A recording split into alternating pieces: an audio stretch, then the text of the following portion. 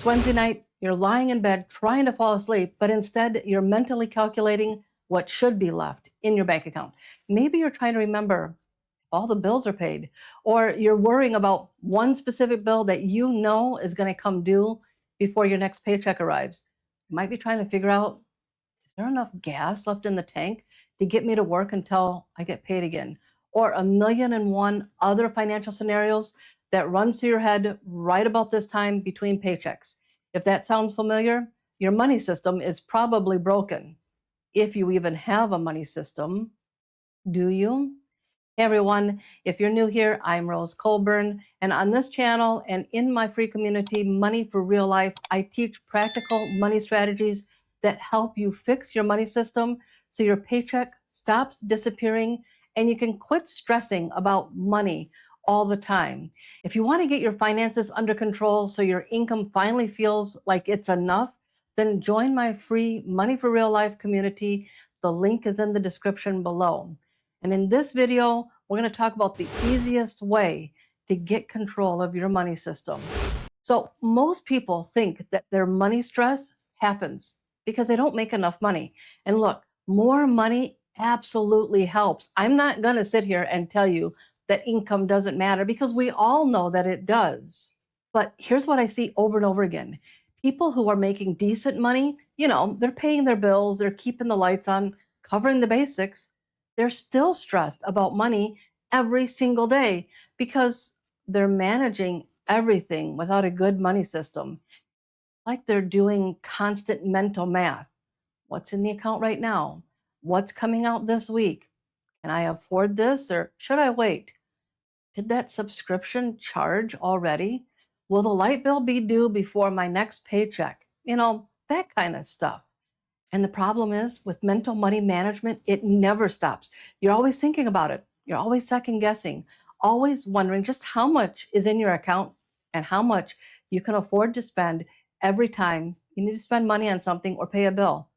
And it's exhausting because your brain just isn't built to track all of that.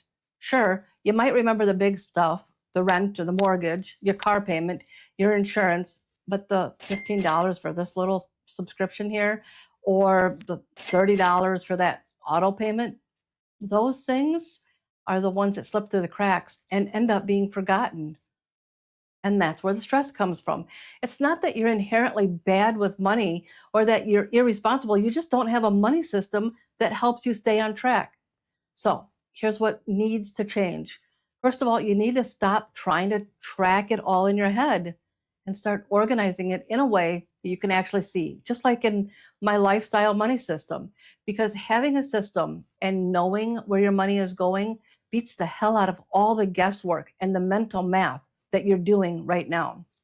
Once you stop managing money in your head, you'll finally have the mental space to actually use your money the way you want to.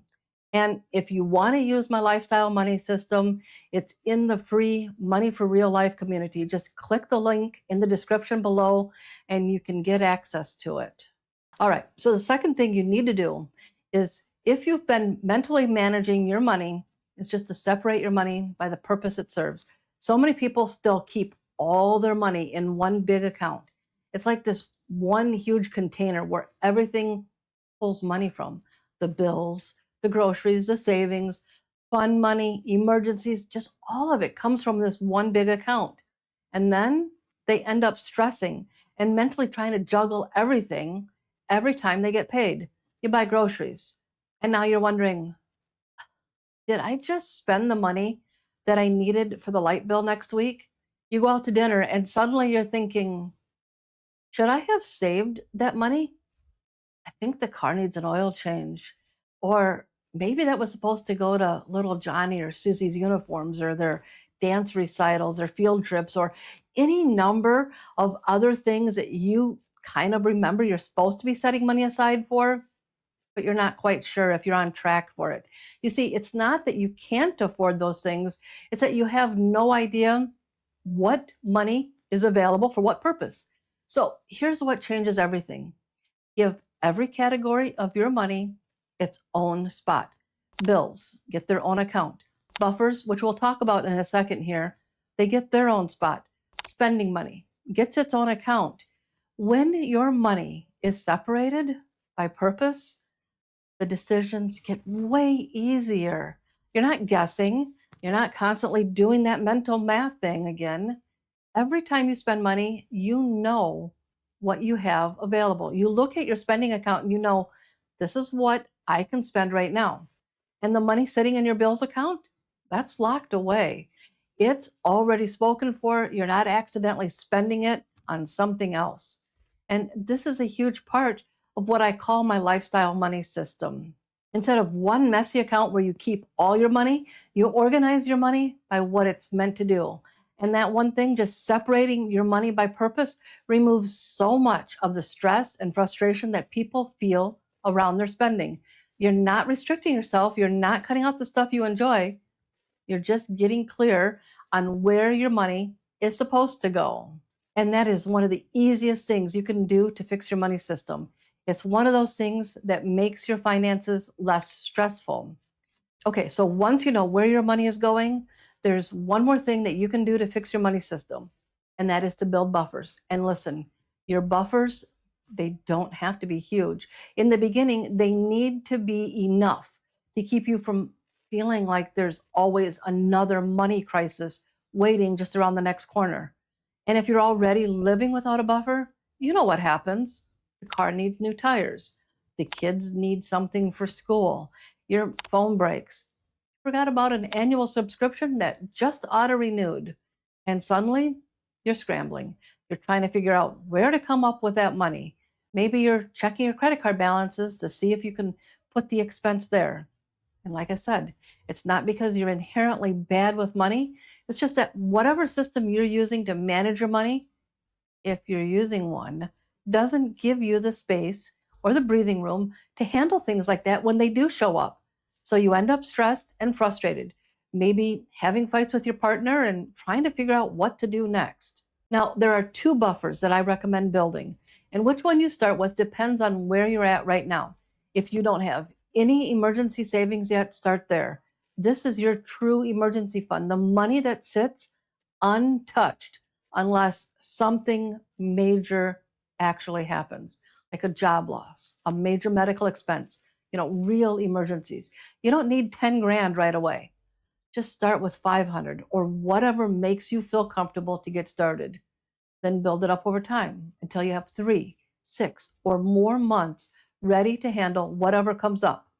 But if you already have some emergency savings started, then your focus moves to what I call the Freedom Fund. This is the buffer for the stuff it's not a true emergency, but still throws you off if you're not ready for it.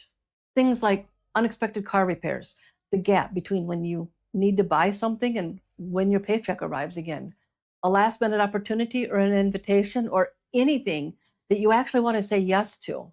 The Freedom Fund keeps you from reaching for a credit card every time something happens in life. And here's why this stuff matters so much.